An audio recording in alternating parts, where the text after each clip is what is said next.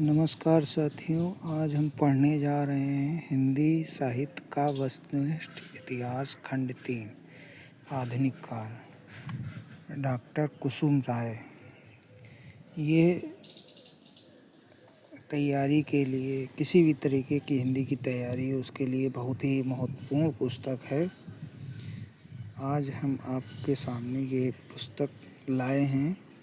कृपया लाइक और सब्सक्राइब करते रहें ताकि आने वाले सभी वीडियो आपको आसानी से मिल सकें। तो सबसे पहले हम शुरू करते हैं। इसकी विषय सूची पर न जाते हुए सीधे स्वच्छंदतावाद युग 1920 से 1938 ईस्वी तक। 1938 ईस्वी तक के कालखंड का सबसे अधिक संगत नामकरण किसे मानना चाहिए? आधुनिक काल के हिंदी साहित्य में सबसे अधिक विवाद सन 1920 से 1938 ईस्वी तक के कालखंड के नामकरण को लेकर विद्वानों में हुआ है। कुछ विद्वान इसे छायावाद युग तो कुछ स्वच्छंदतावाद युग नाम देने की वकालत करते हैं।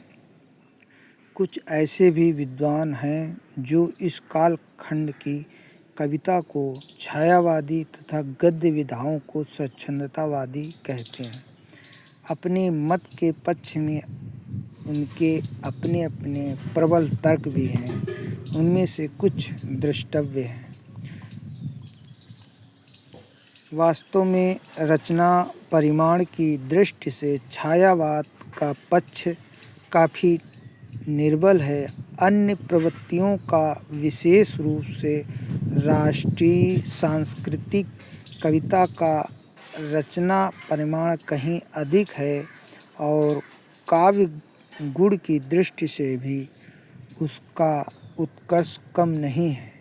फिर भी छायावाद के पक्ष में कई प्रबल तर्क हैं। सब मिलाकर उसका स्तर अन्य प्रवृत्तियों की अपेक्षा निश्चय ही ऊंचा है। अनुभूति के परिष्कार और कला की समृद्धि की दृष्टि से उसका मूल्य निश्चय ही अधिक है। हिंदी काव्य परंपरा में कथ्य और कथन भंगिमा दोनों की दृष्टि से एक नया वैभवपूर्ण अध्याय जोड़ने का श्रेय उसे प्राप्त है। अपने युग के सूक्ष्मतर रागात्मक मूल्यों की साहित्य में प्रतिष्ठा और नवीन सौंदर्य दृष्टि का उन्मेष करने का गौरव भी उसे ही प्राप्त है। समसामयिक कविता, कथा साहित्य, नाटक एवं ललित निबंध सभी क्षेत्रों में उसका प्रभाव अंतर्व्याप्त है।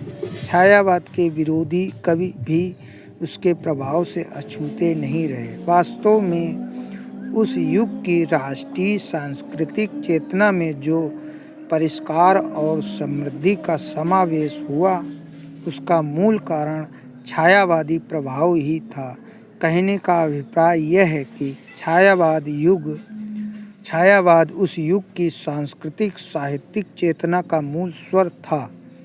कोई भी नाम सर्वांग का वाचन नहीं कर सकता। मूल चेतना का अधिकाधिक सफल संकेत करने में उसकी सार्थकता है। अतः समग्र रूप से प्रस्तुत कालखंड का नाम छायावाद युग ही अपेक्षाकृत अधिक मान है। ये हिंदी साहित्य का वृहत इतिहास के 10वां भाग का पृष्ठ 4 का उल्लेख है। अपनी संपादित पुस्तक हिंदी साहित्य का इतिहास में डॉक्टर नगेंद्र ने स्वच्छंदतावाद शब्द की परिधि को छायावाद से व्यापक बताया है। उन्होंने जोर देकर स्पष्ट किया है कि स्वच्छंदतावाद के दो प्रमुख तत्वों रम्य और अद्भुत में रम्य तत्व ही छायावाद में ज़्यादा मुखरित है। अद्भुत तत्व छायावाद में गौड़ हैं, किंतु फिर भी उन्होंने छायावादी कविताओं को उसके अपने वैशिष्ट अंतर्मुखता तथा अतीन्द्रता के कारण ज़्यादा महत्व देते हुए इस कालखंड को छायावाद युग नाम देना ही संगत माना है, जबकि डॉक्टर बच्चन सिंह तथा गणपत चंद्र गुप्त इससे भिन्न मत रखते हैं। डॉक्टर गणपत चंद्र गुप्त ने लिखा है, जहाँ तक छाया और वाद का संबंध है, छायावादी काव्य के स्वरूप या उसके लक्षणों से इनका कोई मेल नहीं है। आचार्य शुक्ल का विश्वास था कि बंगला में आध्यात्मिक प्रतीकवादी रचनाओं को छायावाद कहा जाता था। अतः हिंदी में भी इस प्रकार की कविताओं का नाम छायावाद चल पड़ा, किंतु डॉक्टर हजारी प्रसाद द्विवेदी ने इस मान्यता का खंडन करते हुए कहा कि बंगला में छायावाद नाम कभी चला ही नहीं। यदि हम इसकी मूल चेतना का विश्लेषण करें तो पाएंगे कि इसमें वे सारी मनोवृत्तियाँ एवं प्रवृत्तियाँ विद्यमान हैं जिन्हें पाश्चात्य साहित्य में रोमांटिसिज्म या स्वच्छंदतावाद की विशेषताओं के रूप में स्वीकार किया जाता है।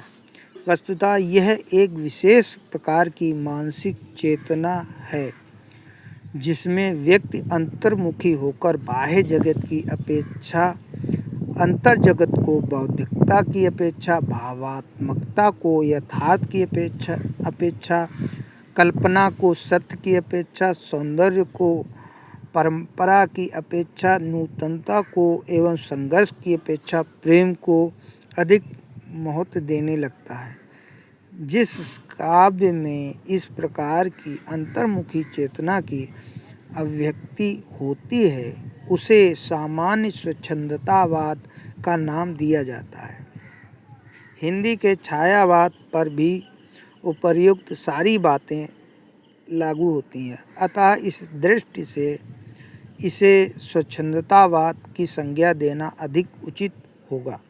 यह हिंदी साहित्य का वैज्ञानिक इतिहास तृतीय खंड पृष्ठ 72-73 का उल्लेख है। डॉक्टर बच्चन सिंह के अनुसार हिंदी साहित्य में यह युग छायावाद नाम से रूढ़ हो गया है, पर यह शब्द न तो अपने आप अपेक्षित अर्थ दे पाता है और न अन्य भारतीय साहित्य की धाराओं से जुड़ता है। अपने संकुचित अर्थ में यह तत्कालीन काव्य का विशेषण बनकर रह जाता है, पर नाटक, कहानी, उपन्यास आदि को छायावादी नहीं कहा जाता। प्रसाद के काव्य को छायावादी कहा जाता है और नाटक, कहानी को स्वच्छंदतावादी। स्वच्छंदतावादी अपनी अर्थ व्याप्ति में छायावाद को समाविष्ट कर लेता है। यह एक ओर भारतीय साहित्य से भी जुड़ जाता है और दूसरी ओर अंतर्राष्ट्रीय काव्यधारा रोमांटिसिज्म से भी। ऐसी स्थिति में इस युग का नामकरण स्वच्छंदतावाद युग अधिक संगत है। ये उल्लेख आधुनिक हिंदी साहित्य का इतिहास पृष्ठ 137 का है। यही नहीं, अपनी इतिहास की दूसरी पुस्तक हिंदी साहित्य का दूसरा इतिहास में अपनी बात को और स्पष्ट करते हुए तर्कसंगत ढंग से इस नामकरण के समर्थन में बच्चन जी ने अपना वक्तव्य इस प्रकार रखा है। वे लिखते हैं, इतिहास की अपनी व्यवस्था है कि किसी एक कालखंड की मुख्य प्रवृत्ति के आधार पर एक नाम दे। इसके बाद के कवियों, कथाकारों, आलोचकों का दावा है नाम दे। इस समय के साहित्य को केवल एक ही नाम दिया जा सकता है, स्वच्छंदतावाद। इसको दोबारा देखिए। इतिहास की अपनी व्यवस्था है कि किसी एक कालखंड की मुख्य प्रवृत्ति के आधार पर एक नाम दे। इस समय के साहित्य को केवल एक ही नाम दिया जा सकता है, स्वच्छंदतावाद। इस काल के बाद के कवियों, कथाकारों, आलोचकों का दावा है कि वे छायावादी मनोवृत्ति से उबर चुके हैं, पर स्वयं छायावाद जैसे अर्थहीन शब्द से मोह मुक्त क्यों नहीं होते। इस काल को स्वच्छंदतावाद युग कहने से दो समस्याएं हल हो जाती हैं। एक तो तत्कालीन गद्य पद्य को एक ही शीर्षक के अंतर्गत अधिक सार्थक ढंग से विवेचित किया जा सकता है। दूसरे यह कि यह अन्य भारतीय साहित्यों और भारतीयेतर साहित्यों के स्वच्छंदतावादी आंदोलनों, रोमांटिक मूवमेंट से जुड़ जाता है। अतः छायावाद के स्थान पर इस नए शब्द के चलन की ऐतिहासिक आवश्यकता है। उपरोक्त विद्वानों के महत्वपूर्ण मतों के आलोक में मेरी समझ में इस कालखंड का नाम स्वच्छंदतावाद युग रखना ज़्यादा सटीक, संगत तथा सार्थक है, क्योंकि इस नामकरण से पूरे कालखंड की मुख्य प्रवृत्ति, प्रमुख लक्षण तथा आधारभूत दृष्टि द्योतित हो जाती है। उपहास, उपेक्षा एवं व्यंग की दृष्टि से नई काव्यधारा का नाम छायावाद जो रखा गया था, उसे ऐतिहासिक भूल मानकर भ्रांतिपूर्ण नाम छायावाद को अस्वीकृत करने की आज परम आवश्यकता है। अतएव इस कालखंड का नामकरण स्वच्छंदतावाद युग मुक्त हृदय से स्वीकार करना चाहिए। वैसे हिंदी साहित्य का बृहत इतिहास 10वां भाग में एक कालखंड का नाम उत्कर्ष काल दिया गया है। ये सच है कि इस काल में हिंदी साहित्य का सर्वतोमुखी विकास हुआ। कविता से लेकर गद्य की विविध विधाओं, नाटक, उपन्यास, कहानी, निबंध तथा आलोचना आदि की चरम उपलब्धियों का यही काल है। किंतु देखा जाए तो किसी कालखंड का नामकरण उत्कर्ष काल रखने से उसके विवेचन में अनेक असुविधा होती है, क्योंकि नामकरण मात्र से इस काल की प्रमुख प्रवृत्ति, विचारधारा द्योतित होना चाहिए, इससे नहीं होती। फिर उत्कर्ष काल कहने पर यह भी प्रश्न खड़ा होता है कि क्या इस कालखंड के पूर्व और पश्चात का साहित्य महत्वहीन है। अतः उत्कर्ष काल नामकरण रखना संगत नहीं है। कहीं कहीं इस कालखंड के लिए प्रसाद काल भी नाम मिलता है। सच यह है कि प्रसाद जी इस काल के श्रेष्ठ साहित्यकारों में से एक हैं।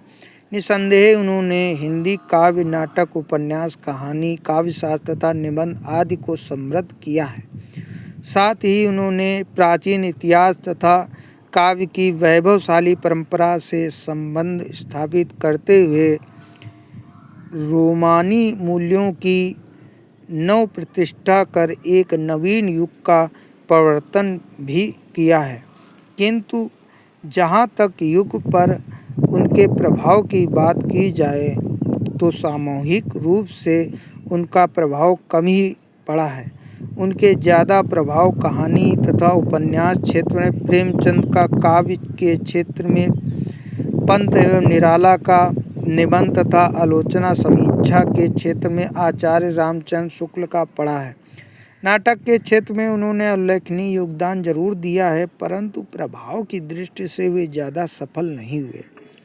उनकी नाट्य कला का तो उनके समय में विरोध ही ज़्यादा हुआ। कहने का तात्पर्य यही है कि इस कालखंड का प्रसाद काल नामकरण भी संगत नहीं है।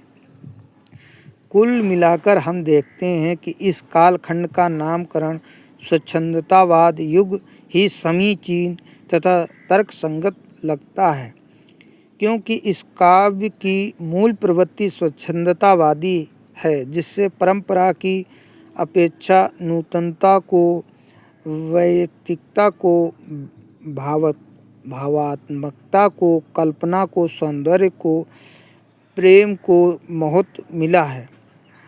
इस तरह पाश्चात्य साहित्य के रोमांटिसिज्म की कई विशेषताओं को इस काल के साहित्य में प्रश्रय मिला है। ध्यातव्य है कि अंग्रेजी रोमांटिसिज्म के लिए हिंदी में स्वच्छंदतावाद शब्द का प्रयोग सर्वप्रथम आचार्य शुक्ल ने किया है। रोमांटिसिज्म की कई विशेषताओं को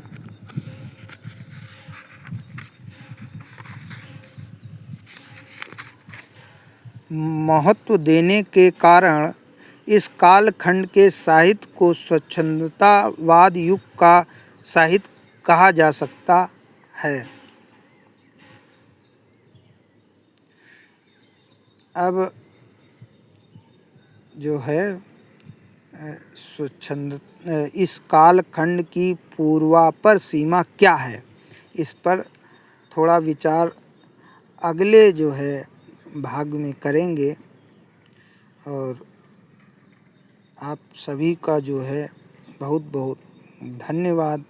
अगले जो है भाग में आप जो है इस कालखंड की पूर्वापर सीमा क्या है, इस पर विचार सुनने के लिए और जो मुख्य कवि हैं उन पर एक दृष्टि डालने के लिए जो है हम आपसे जो है यही करेंगे। जब आप लाइक सब्सक्राइब करें तभी ये जो है आगे देखने और सुनने को मिल सकता है। धन्यवाद।